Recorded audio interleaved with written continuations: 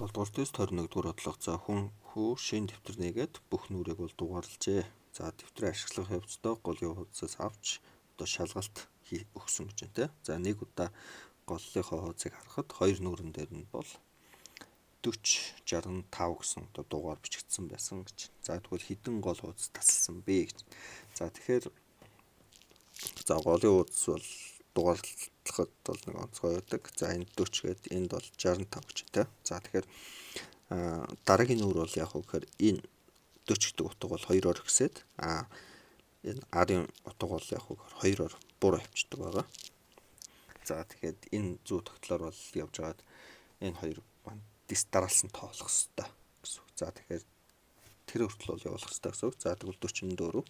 За энэ бол 61 болох гэсэн үг. 46 50 гис болох гэсэн үг. 2-оор буурж байгаа 48 болно. Энэ 57 болно гэсэн үг. Энэ 50 болно гэсэн үг.